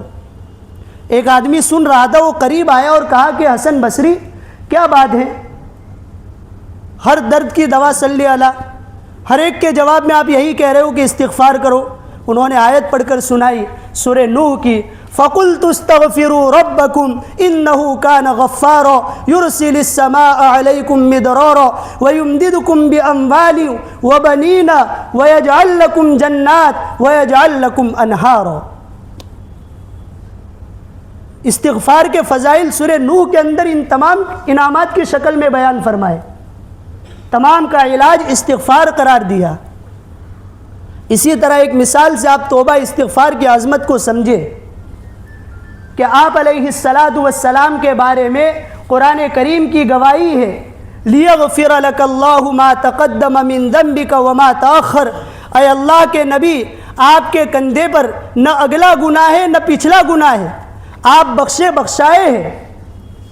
اس کے باوجود آپ علیہ السلام کی موت کا وقت جب قریب آ رہا تھا تو خود قرآن کریم کے ذریعے سے آپ علیہ السلام کو کہا گیا وَرَأَيْتَ النَّاسَ يَدْخُلُونَ فِي دِينِ اللَّهِ أَفْوَاجًا فَسَبِّحْ بِحَمْدِ رَبِّكَ وَاسْتَغْفِرْ إِنَّهُ كَانَ تَوَّابًا۔ بخشے بخشائی ذات کو اللہ پاک استغفار پر آمادہ کر رہے ہیں، جس کو استغفار کی ضرورت نہیں ہے۔ اس سے ہم سمجھے کہ توبہ اور استغفار کی اللہ تعالیٰ کے نزدیک کتنی عظمت ہے۔ اللہ پاک توبہ استغفار کرنے والے سے بہت خوش ہوتے ہیں۔ اس لیے لیلۃ القدر کا مخصوص عمل یہ ہے کہ ہم جتنا ہو سکے اپنی ذات کے لیے، اپنے ایمان و اعمال کی سلامتی کے لیے، اپنے اولاد کے لیے، پوری امت مسلمہ کے لیے اللہ تعالیٰ سے مانگے، اللہ تعالیٰ سے اپنی پچھلی زندگی کے گناہوں کو معاف کروائے۔ ایک چھوٹا سا واقعہ آپ کو سناؤں۔ امام غزالی رحمۃ اللہ علیہ نے احیاء العلوم میں اس واقعے کو نقل فرمایا کہ حضرت ابراہیم علیہ السلام کا معمول یہ تھا کہ کبھی اکیلے کھانا نہیں کھاتے تھے، دسترخوان بچھا کر کھانا تیار کر کے راستے پہ کھڑے ہو جاتے تھے، جو بھی مسافر جاتا تھا اس کو پکڑ کے اپنے پاس اپنے برتن میں کھلاتے تھے۔ ایک مرتبہ معمول کے مطابق ایک مسافر گزر رہا تھا، اس کو کہا کہ بھئی ہمارے دسترخوان پہ شریک ہو جاؤ اور کچھ کھانا نوش کر لو۔ وہ مسافر آیا اور وہ مجوسی تھا، بت پرست تھا۔ تو حضرت ابراہیم علیہ السلام نے کہا کہ بھئی لقمہ بسم اللہ کہہ کر کھاؤ۔ اس نے کہا کہ میں تو مجوسی النسل ہوں، مجھے اللہ سے کوئی لینا دینا نہیں ہے، میں اللہ کو نہیں مانتا، تو میں کہاں سے بسم اللہ کہہ کر کھاؤں گا؟ تو حضرت ابراہیم علیہ السلام نے کہا کہ اگر بسم اللہ کہہ کر نہیں کھانا تو ہمارے دسترخوان سے کھڑے ہو جاؤ۔ چنانچہ اس کو کھڑا کر دیا، وہ روانہ ہو گیا۔ اس کے بعد اللہ پاک نے حضرت ابراہیم علیہ السلام پر پیغام بھیجا، وحی بھیجی، ابراہیم میرا یہ بندہ 70 سال سے میری نافرمانی کر رہا تھا، مجھے ناراض کر رہا تھا، بتوں کو پوج رہا تھا، اس کے باوجود میں نے اس کے رزق میں کمی نہیں کی، ہمیشہ اس کو تر و تازہ کھلاتا پلاتا رہا۔ آج اس نے تمہارے دسترخوان پہ ایک مرتبہ بسم اللہ نہیں کہی اور تم نے اس کو لقمے سے محروم کر دیا۔ پھر حضرت ابراہیم علیہ السلام کو تنبہ ہوا، فوراً دوڑے اور اس آدمی کو پکڑ کے لائے اور کھانا کھلایا۔ اس نے بڑے تعجب کے ساتھ پوچھا کہ ابراہیم کیا بات ہے؟ آپ نے تو مجھے بسم اللہ نہ کہنے کی وجہ سے محروم کر دیا تھا اور دوبارہ واپس بلا کر کھلایا۔ تو اس حضرت ابراہیم علیہ السلام نے اس آدمی کو اللہ تعالیٰ کا پیغام سنایا کہ اللہ تعالیٰ نے اس طرح مجھے میری تنبیہ فرمائی، میری تربیت فرمائی۔ اس آدمی نے فوراً کہا اشہد ان لا الہ الا اللہ واشہد ان محمدًا عبدہ ورسولہ، کہ وہ کتنی کریم ذات ہے کہ خود اپنی طرف سے بھی محروم نہیں کیا اور ایک بندے کی طرف سے جب محرومی کا سوال آیا تو اس کو بھی ختم کر دیا۔ اس لیے میرے بھائیوں، اللہ تعالیٰ کو توبہ استغفار بہت پسند ہے۔ اول تو مسلمان کی شان سے یہ بعید ہے کہ گناہ ہو جاوے، خصوصاً کبیرہ گناہ، اور اگر گناہ ہو رہا ہے تو اس کو اپنے نامہ اعمال سے مٹائے بغیر چین نہیں آ سکتا۔ احادیث مبارکہ میں حضرت معاذ اسلمی رضی اللہ تعالیٰ عنہ کا واقعہ بیان فرمایا، ان سے زنا سرزد ہو گیا۔ آپ علیہ السلام کے پاس آئے، یا نبی اللہ میرے سے گناہ ہو گیا ہے، زنا ہو گیا ہے۔ آپ نے اس طرح چہرہ پھیر دیا۔ وہ اس طرف سے آئے اور کہا کہ اللہ کے نبی مجھے گناہ سے پاک کر دیجئے، مجھ سے زنا ہو گیا ہے۔ آپ علیہ السلام نے کہا کہ تو نے چھو لیا ہوگا، زنا نہیں کیا ہوگا۔ پھر آپ نے رخ بدل دیا۔ بار بار چاروں طرف سے حضرت معاذ اسلمی رضی اللہ تعالیٰ عنہ گھوم رہے، کہہ رہے یا نبی اللہ آخرت کی اور قبر کی سزا کے قابل میرا بدن نہیں ہے، گناہ ہو چکا ہے، دنیا کے اندر ہی اس گناہ سے مجھے نجات دلوائی ہے، مجھے سنسار کیجئے۔ جو زنا کی سزا ہے پتھر مار کے ہلاک کرنا، وہ سزا مجھے دنیا میں دے دیجئے، وہ سزا اس سزا کے قابل میرا بدن ہے، لیکن دوزخ کی سزا کے قابل میرا بدن نہیں ہے۔ جب بار بار انہوں نے شدت سے تقاضا کیا اور یہ کہا اے اللہ کے نبی میں نے اس عورت سے اس طرح زنا کیا ہے جس طرح سرما دانی کی سلائی سرما دانی میں ہوتی ہے، پورا ایک دم مثال سے سمجھا دیا۔ پھر آپ علیہ السلام نے چاروں ناچار شرعی سزا کے لیے پورا انتظام کیا، ان کے سینے تک اس طرح سے گھڑا کھدوایا اور پھر پتھر مار کے ان کو ہلاک کیا گیا۔ آپ علیہ السلام کی آنکھوں سے آنسو جاری تھے، لیکن شریعت کا اصول تھا۔ اتنے میں حضرت خالد ابن ولید رضی اللہ تعالیٰ عنہ نے ایک پتھر اٹھایا اور پتھر اٹھا کے معاذ اسلمی رضی اللہ تعالیٰ عنہ کو مارا، جس سے خون کا پھوارہ نکلا اور اس سے حضرت خالد ابن ولید رضی اللہ تعالیٰ عنہ کے کپڑے گندے ہوئے۔ تو حضرت خالد ابن ولید رضی اللہ تعالیٰ عنہ کے پیشانی پہ بل پڑے اور ناگواری کے الفاظ کہے۔ آپ علیہ السلام نے سن کر کہا، خالد اپنی زبان کو کنٹرول میں رکھیے، ماعز اسلمی نے ایسی اللہ تعالیٰ سے توبہ کی ہے، استغفار کیا ہے کہ اگر اس کی توبہ اور استغفار کو مدینہ منورہ کے تمام مجرموں اور گنہگاروں پر تقسیم کر دی جاوے تب بھی اللہ تعالیٰ ہر ایک کی مغفرت کر دے گا۔ یہ ہے میرے بھائیوں اللہ تعالیٰ کی مغفرت عامہ۔ اس لیے ہم اس مبارک رات میں اللہ تعالیٰ کو منوائیں، اللہ تعالیٰ سے توبہ استغفار کرے۔ اسی طرح میرے بھائیوں لیلۃ القدر کا مخصوص عمل تو کوئی نہیں ہے، لیکن جتنا ہو سکے نوافل میں، ذکر میں، تسبیح میں، اس میں اپنے آپ کو لگائے۔ اللہ تعالیٰ کو اپنی تسبیح بہت پسند ہے، اللہ کو اپنی پاکی بیان کرنا، اپنی تعریف بیان کرنا بہت پسند ہے۔ حضرت یونس علیہ السلام جب اپنی قوم سے روٹ کے چلے گئے تھے اور مچھلی نے ان کو نگل لیا تھا، اور 40 سال کے عرصے تک یا 40 دن تک وہ مچھلی کے پیٹ میں رہے تھے، پھر وہ باہر نکلے تھے اور مچھلی کے پیٹ میں وہ جو دعا کر رہے تھے، لا الہ الا انت سبحانک انی کنت من الظالمین، تو اس دعا کے اندر 3 دعائیں تھیں۔ لا الہ الا انت اللہ کی توحید ہے، سبحانک اللہ کی تسبیح ہے، انی کنت من الظالمین اپنے گناہ کا اعتراف ہے۔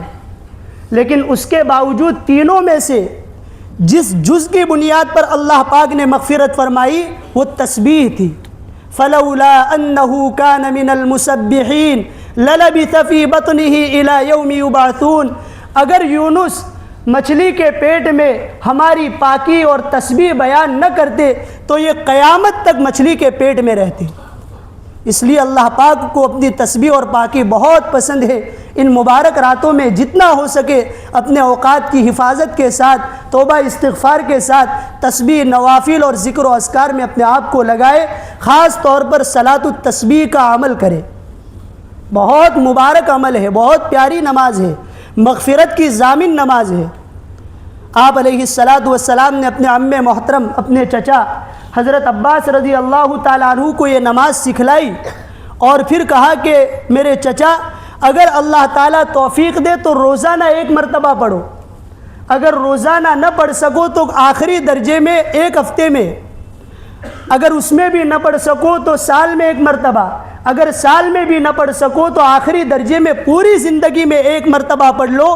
اس کی فضیلت یہ ہے کہ صلاۃ التسبیح کی نماز پڑھنے کے بعد مومن بندہ ایسا ہو جاتا ہے جیسا آج ہی اپنی ماں کی پیٹ سے پیدا ہوا ہے۔ مغفرت کی ضامن نماز ہے اور بہت آسان نماز ہے، کوئی مشکل نماز نہیں ہے، تھوڑا سا وقت لگتا ہے 20-25 منٹ، آدھا گھنٹہ، کہ 4 رکعت نفل کی نیت سے، صلاۃ التسبیح کی نیت سے نیت باندھی جاوے، اور پھر جیسے عام سنتیں 4 رکعت ہم پڑھتے ہیں اسی طرح سے پڑھنا ہے۔ بس صرف اتنا ہے کہ تیسرا کلمہ سبحان اللہ والحمد للہ ولا الہ الا اللہ واللہ اکبر، اتنا 300 مرتبہ 4 رکعتوں میں پڑھنا ہے۔ 1 رکعت میں 75 مرتبہ، 75 مرتبہ، اور اس کی ترتیب یہ ہوگی کہ نیت باندھ کے پھر ثنا پڑھ کے، ثنا کے بعد 15 مرتبہ پڑھے، یہ تیسرا کلمہ۔ اس کے بعد اعوذ باللہ بسم اللہ پڑھ کے سورہ فاتحہ سورت پڑھنے کے بعد پھر 10 مرتبہ یہ کلمہ پڑھے، تو 15 اور 10 25۔ پھر رکوع میں رکوع کی تسبیح کے بعد 10 مرتبہ 35۔ پھر رکوع سے اٹھ کر قومہ میں سمیع اللہ لمن حمیدہ ربنا ولک الحمد کے بعد 10 مرتبہ 45۔ پہلے سجدے میں سجدے کی تسبیح کے بعد 10 مرتبہ 55۔ دونوں سجدوں کے درمیان جلسے میں 10 مرتبہ 65، اور دوسرے سجدے میں سجدے کی تسبیح کے بعد 10 مرتبہ، تو 1 رکعت میں ٹوٹل 75 مرتبہ ہو جائے گا، تو پوری نماز میں 300 مرتبہ ہو جائے گا۔ اور اس طرح سے پڑھ لے گا تو گویا کہ نماز صلاۃ التسبیح پڑھنے کے بعد وہ بندہ گناہوں سے ایسا پاک ہو گیا جیسا ماں کے پیٹ سے پیدا ہوا تھا، اس وقت اس کے کندھے پہ کوئی گناہ نہیں تھا۔ یہ مخصوص ایک متعین عمل ہے، شب قدر کا نہیں ہے، لیکن شب قدر کی برکت سے اس کو ہمیں کرنا چاہیے۔ اسی طرح ایک آخری گزارش خاص کر کے ہمارے جوان ساتھیوں سے ہے کہ ان مبارک راتوں میں اپنے اوقات کو ضائع نہ کریں، لایانی میں، فضول باتوں میں، چوراہوں پر، اڈوں پر بیٹھ کر دنیا کی محفلوں کے اندر اپنے اوقات کو ضائع نہ کرے، بلکہ آپ علیہ السلام نے حدیث پاک میں یہاں تک بیان فرمایا لا مسامرۃ بعد العشاء، کہ عشاء کے بعد کوئی دنیاوی مجالس مت لگاؤ، سیدھے جا کے یا تو سو جاؤ یا پھر عبادت میں مشغول ہو جاؤ۔ بلکہ حدیث پاک میں بہترین مسلمان کی علامت بتلائی من حسن اسلام المرء ترکہ ما لا یعنیہ، کہ بہترین مسلمان اور اسلام کی بہترین پہچان یہ ہے کہ مسلمان لا یعنی باتوں سے اپنے آپ کو بچائے۔ لا یعنی باتوں کا مطلب یہ ہے کہ ایسی باتیں جس میں نہ دنیا کا فائدہ ہو نہ دین کا فائدہ ہو، ایسی باتوں سے اپنے آپ کو بچائے۔ بلکہ کامل اور کامیاب مومن کی علامت بتلائی، صفت بتلائی، قد افلح المؤمنون الذين هم في صلاتهم خاشعون والذين هم عن اللغو معرضون۔ کامیاب مومن وہ ہے جو نماز میں خشوع پیدا کرتے ہیں اور اپنے آپ کو لغو باتوں سے بچاتے ہیں۔ اس لیے میرے بھائیوں، جو بھی اللہ پاک مختصر اوقات میں جو بھی توفیق دے، نوافل اور عبادات کر کے سیدھے گھر چلے جاوے۔ اگر عبادت کا مزید شوق نہیں ہے یا اس طرح سے طبیعت آمادہ نہیں ہے تو گھر چلے جائے اور سو جاوے۔ اللہ پاک جلدی سونے کی وجہ سے جلدی اٹھنے کی توفیق دیں گے اور صبح میں اٹھ کر پھر تہجد میں اللہ تعالیٰ سے مانگے۔ اس لیے اپنے اوقات کو ضائع کرنے سے بچے۔ اسی طرح میرے بھائیوں، لیلۃ الجائزہ، جس طرح طاق راتوں کی اور آخری عشرے کی فضیلت ہے، اسی طرح عید سے پہلے والی رات لیلۃ الجائزہ، انعام کی رات، اس کے بھی بڑے فضائل قرآن احادیث مبارکہ میں بیان فرمائے۔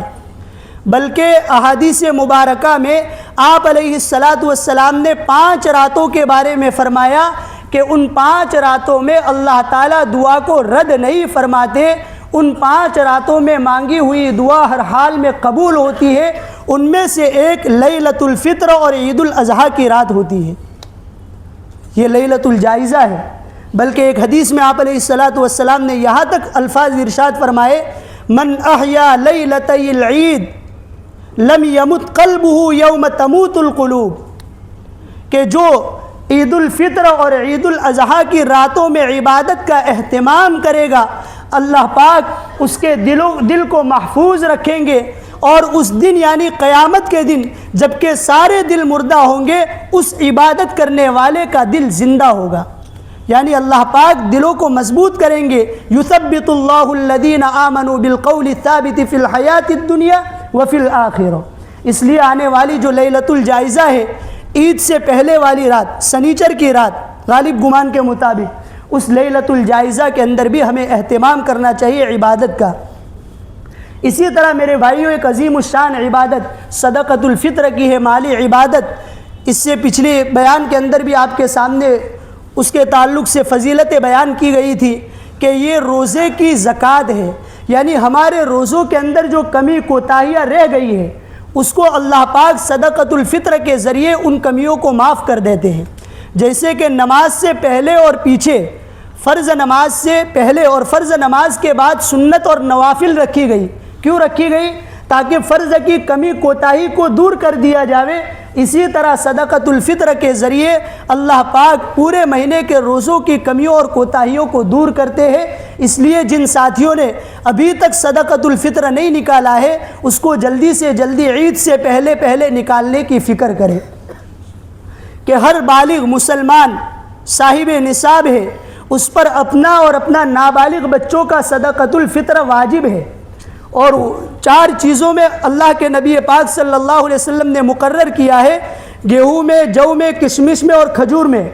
لیکن عام ہمارا معمول یہ بن گیا ہے کہ صاحب ثروت ہونے کے باوجود اللہ پاک نے مال کی فراوانی دی ہے، اس کے باوجود گیہوں سے ہم نکالتے ہیں۔ میرے بھائیوں، یہ مزاج شریعت کے خلاف ہے۔ اگرچہ صدقۃ الفطر ادا ہو جائے گا، منشأ شریعت کے خلاف ہے۔ مومن بندے کی شان مزاجی، شان ایمانی یہ ہے کہ جہاں اللہ اور اللہ کے نبی کا منشا ہو اسی پر چلے۔ اس لیے جن کو اللہ پاک نے مالداری کی دولت سے نوازا ہے، صاحب ثروت ہے، اپنا اور اپنی اولاد کا صدقۃ الفطر نکالے تو وہ کشمش سے، جو سے یا کھجور کی قیمت سے نکالے، جس کا وزن تقریباً 3.5 کلو کے آس پاس بنتا ہے۔ صدقۃ الفطر کی ہم فکر کریں۔ اسی طرح میرے بھائیوں ایک آخری بات کہہ کر بات کو ختم کروں، بہت دکھ ہوتا ہے، ہمارے بہت سارے ساتھیوں کو ہوتا ہوگا ماحول کو دیکھ کر، کہ آخری عشرہ جو ہماری مغفرت کا ضامن تھا، جہنم سے خلاصی کا اللہ پاک نے وعدہ کیا تھا، لیکن انہی راتوں میں ہم شاپنگ کے لیے بازاروں کو گرماتے ہیں، بازاروں کا رخ کرتے ہیں۔ ہماری مستورات جن کے لیے دن میں گھر سے نکلنے کو منع کیا گیا ہے، پوری رات بازاروں کا زینت بن کے گھوم رہی ہیں۔ حدیث پاک میں آپ علیہ السلام نے فرمایا کہ ایک عورت ضرورت سے بھی اپنے گھر سے نکلتی ہے، ضرورت سے، اس کے باوجود شیطان اس کے پیچھے لگ جاتا ہے جب تک کہ وہ اپنی ضرورت کی تکمیل کر کے گھر واپس نہ آ جائے۔ اس لیے میرے بھائیوں، ہم خود اپنے حساب سے اپنی ذات کو اخیر عشرے کے اندر اس طرح شاپنگ کے نام سے بازاروں کو گرمانے سے، بازاروں کو مزین کرنے سے، اپنے اوقات کو ضائع کرنے سے بچائے۔ اسی طرح اپنی بالغ بچیاں اور گھر کے اندر جو بیوی وغیرہ ہیں ان پر کڑی نگرانی کرے۔ ایک چپل کی خریداری کے لیے پوری رات گزر رہی ہے، کتنی نحوست والا عمل ہے میرے بھائی۔ لیلۃ الجائزہ میں جب اللہ پاک نے مغفرت کا اعلان فرمایا، اس وقت شاپنگ کے نام سے ہم اپنے اوقات کو ضائع کر کے بجائے رحمت کے اللہ کے وبال کو لے کر لوٹ رہے ہیں۔ اس لیے میرے بھائیوں، یہ سب ماحول کو ختم کرے، ہم اپنی ذات سے ختم کریں گے تبھی جا کے ماحول کنٹرول میں آئے گا۔ اس لیے میرے بھائیوں، یہ بازاروں کو جو مزین کیا جا رہا ہے، اپنے آپ کو بھی بچائے، اپنی اولاد کو بھی بچائے، اور گھر میں اس تعلق سے تربیت کرے۔ دن کے اندر اگر کسی شاپنگ کی ضرورت ہے، اپنے بچوں کو لے گئے، اپنی بیوی کو ساتھ میں لے گئے، اپنے گھر والوں کو لے گئے، جلدی سے اپنے ساتھ محرم کے ساتھ شاپنگ کر کے ضرورت کو پورا کر کے گھر میں آ جاوے، اور اپنے اوقات کو ضائع کیے بغیر اعمال میں لگے۔ اللہ پاک ہم سب کو ان کہی سنی باتوں پر عمل کی توفیق عطا فرمائے۔ مختصر سی دعا کر لیں۔ یا رب لک الحمد کما ینبغی لجلال وجهک وعظیم سلطانک، اللہم صلی علی سیدنا محمد وعلی آل سیدنا محمد وبارک وسلم۔ یا حی یا قیوم، یا حی یا قیوم، یا حی یا قیوم، برحمتک نستغیث، اصلح لنا شأننا کلہ ولا تکلنا الی انفسنا طرفۃ عین، اللہم اہدنا واہد بنا واہد الناس جميعا، اللہم اہدنا الصراط المستقیم، اللہم اہدنا الصراط المستقیم، صراط الذین انعمت علیہم من النبیین والصدیقین والشہداء والصالحین وحسن اولئک رفیقا۔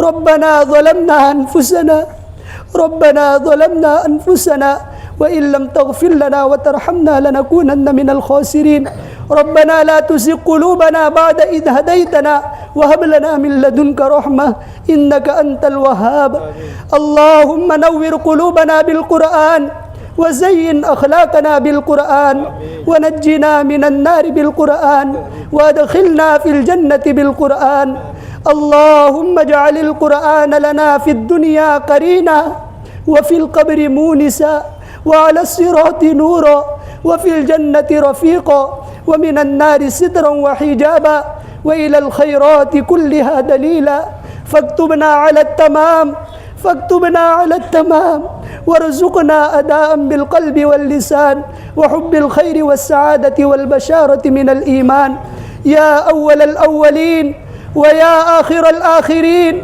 ويا ذا القوة المتين ويا راحم المساكين ويا ارحم الراحمین۔ اے اللہ تو ہمارا مالک ہے، اے اللہ تو ہمارا خالق ہے، اے اللہ تجھے ناراض کرتے کرتے زندگیاں گزر گئی، اے اللہ سر اور داڑھی کے بال سفید ہو گئے، لیکن ابھی تک توفیق نہیں ملی کہ تجھ سے توبہ استغفار کرے۔ اے اللہ کہیں ایسا نہ ہو کہ ان گناہوں میں ملوث ہوتے ہوئے ہم اپنی زندگیوں کا سودا کر لیں۔ اے اللہ اس ماہ مبارک کی گھڑیوں کے واسطے اے اللہ ہمیں معاف فرما دے، ہماری پچھلی زندگی کے گناہوں کو مٹا دے۔ اے اللہ اگلی زندگی تیرے احکام، تیرے نبی پاک صلی اللہ علیہ وسلم کی سنتوں کے مطابق چلے، ایسی توفیق عطا فرما۔ اے اللہ تیری محبت، تیری عظمت عطا فرما۔ اے اللہ ہمیں تو ہی چاہیے، اے اللہ تو ہی چاہیے۔ اے میرے مولا تو اپنی محبت اور عظمت پیدا فرما۔ اے اللہ تیری معرفت عطا فرما، تیرا خوف عطا فرما، خشیت عطا فرما، تیرے احکام کی عظمت عطا فرما۔ اے اللہ شریعت اسلامیہ کی غیرت عطا فرما، ایمانی حیا عطا فرما۔ اے اللہ تیرے نبی پاک صلی اللہ علیہ وسلم سے والہانہ محبت کرنے کی توفیق عطا فرما۔ اے اللہ آپ کی سنتوں سے عشق ہو، اے اللہ اسی توفیق عطا فرما۔ اے اللہ دنیا میں کافروں نے تیرے نبی کو ستایا تھا، اے میرے مولا آج ہم قبر اطہر کے اندر بھی چین سے نہیں سونے دے رہے ہیں۔ اے میرے مولا کہیں ایسا نہ ہو کہ جبرائیل امین کی اس بددعا کے مصداق بن جائے۔ اے اللہ ہماری حفاظت فرما، اے اللہ ہماری حفاظت فرما۔ اے اللہ نیک اعمال کی محبت دل میں پیدا فرما، نیکیوں کی عظمت دل میں پیدا فرما۔ اے اللہ گناہوں کی نفرت دل میں پیدا فرما۔ اے اللہ عقل سلیم عطا فرما، فہم مستقیم عطا فرما، قلب سلیم عطا فرما۔ اے اللہ ہمیں خیر کی کنجی اور چابی بننے کی توفیق عطا فرما۔ اے اللہ شر کی کنجی اور چابی بننے سے حفاظت فرما۔ اے اللہ ہمیں آپس میں محبت عطا فرما۔ اے اللہ جو باتیں کہی سنی گئی ان باتوں پر عمل کی توفیق عطا فرما۔ اے اللہ اخلاص عطا فرما، استقامت عطا فرما، تواضع عطا فرما، صفات حمیدہ سے آراستہ فرما۔ اے اللہ صفات رذیلہ سے ہمارے دلوں کو پاک فرما۔ اے اللہ ہو سکتا ہے کہ آج کی رات شب قدر ہو۔ اے اللہ جبرائیل امین نے کہا تھا کہ 4 آدمیوں کی مغفرت نہیں ہوتی ہے۔ اے میرے مولا ان چاروں گناہوں سے ہماری حفاظت فرما۔ اے اللہ شب قدر کی برکت سے ہمیں محروم نہ فرما۔ اے اللہ ماہ مبارک کا چاند دیکھنے سے پہلے آپس میں مذاکرہ کر رہے تھے، باتیں کر رہے تھے۔ ماہ مبارک آ چکا ہے میرے مولا، یہ ماہ مبارک تو اپنے اختتام کو پہنچ چکا ہے۔ اے اللہ مردے فکر مند ہو چکے ہیں۔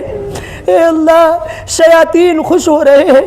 اے اللہ تو ہمیں اپنے حفظ و امان میں لے لے۔ اے اللہ ہمیں عافیت عطا فرما، دنیا و آخرت کی عافیت سے محروم نہ فرما۔ اے اللہ ہمارے والدین کی مغفرت فرما، ہمارے تمام محسنین کی مغفرت فرما۔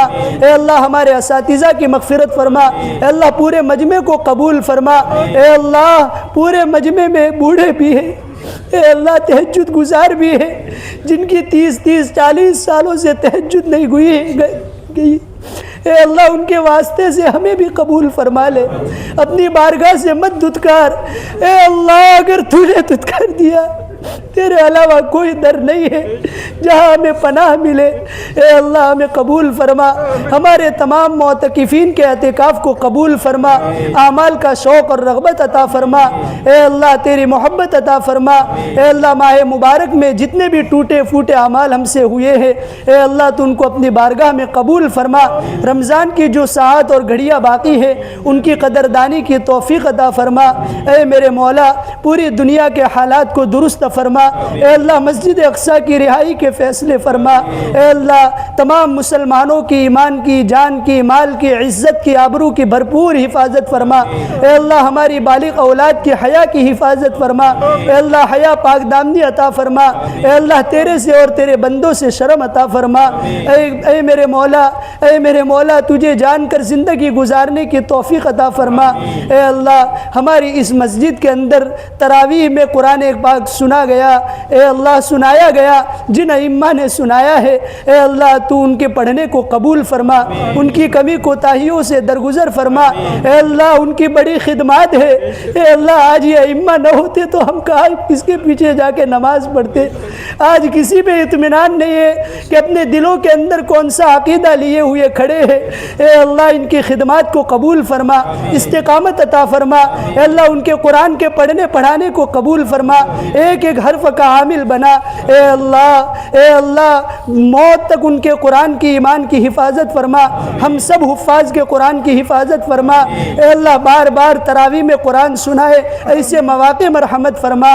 اے اللہ موت سے پہلے موت کی تیاری کی توفیق عطا فرما۔ تیرے نبی پاک صلی اللہ علیہ وسلم نے فرمایا عقل مند وہ ہے جو موت سے پہلے موت کی تیاری کر لے وے، کل نفس ذائقۃ الموت۔ اے اللہ تیری طرف سے آنے والی موت نے نہ فرعون کو دیکھا، نہ کسریٰ کو دیکھا، نہ قیصر کو دیکھا۔ اے اللہ ہمارے اوپر بھی موت آنے والی ہے، اور قرآن کریم کہہ رہا ہے کہ موت کا ایک ذائقہ ہوتا ہے، موت کا مزہ ہوتا ہے۔ اگر ہمارے نام اعمال میں اعمال صالحہ ہے تو ہماری موت ہمارے لیے شیرینی ہوگی۔ اے اللہ کہیں ایسا نہ ہو کہ ہمارے نام اعمال بدیوں سے اور برے اعمال سے بھرے ہوئے ہو اور یہ موت ہمارے لیے برا ذائقہ لے کے آوے۔ اے اللہ اس سے ہماری حفاظت فرما، ہمارے تمام مرحومین کی مغفرت فرما۔ اے اللہ ہمیں والدین کا فرما بردار بنا۔ اے اللہ مانگنا تو نہیں آتا ہے، مانگنا سکھا دیجئے۔ جو بھی ٹوٹا پھوٹا بغیر ترتیب کے مانگا گیا ہے اے اللہ قبول فرما۔ تو اپنے فضل کو، اپنی رحمت کو، اپنے شائع نشان کو دیکھتے ہوئے عطا فرما۔ اے اللہ اس پورے مجمع کے دل کے اندر اے اللہ بہت ساری ضروریات آ رہی ہیں، جائز مقاصد آ رہے ہیں۔ اے اللہ ہر ایک کا مقصد تیرے سامنے ہے، علیم بذات الصدور ذات تیری ہے، دلوں کے بھیدوں کو جاننے والی ذات تیری ہے۔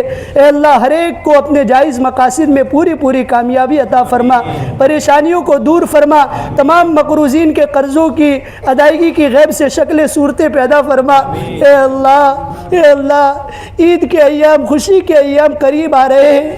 ہمارے بہت سارے جوان اور بہت سارے علماء ایسے ہیں جو بغیر قصور کے جیلوں میں سڑ رہے ہیں۔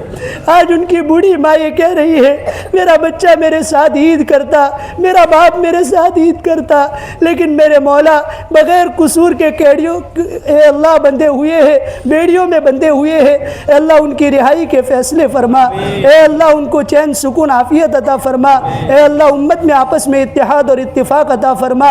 اے اللہ ناچاکیوں سے اور نفرتوں سے، جھگڑوں سے حفاظت فرما۔ اے اللہ ہمارے دلوں کو آپس میں متحد فرما۔ اے اللہ انتشار سے حفاظت فرما۔ اے اللہ تمام کی پریشانیوں کو دور فرما۔ اے اللہ آج تیرا کتنا بڑا شکر ہے، تو نے ہمیں ہاسپٹلوں کے چکروں سے بچایا ہے۔ اے اللہ آج بڑی ہاسپٹلوں میں جا کے دیکھتے ہیں جیب میں 1 روپیہ نہیں ہے اور مریض تڑپ رہے ہیں۔ اے اللہ نہ ڈاکٹروں کو رحم آ رہا ہے۔ اے اللہ ان کے دلوں کو نرم فرما۔ اے اللہ تمام امراض سے، تمام بیماروں کو اے اللہ ان کی حفاظت فرما، بیماریوں کو دور فرما، عافیت اور سکون عطا فرما، دنیا و آخرت کی بھلائی عطا فرما۔ اے اللہ ہماری ان ٹوٹی پھوٹی دعاؤں کو حضور پاک صلی اللہ علیہ وسلم کے صدقے طفیل قبول فرما۔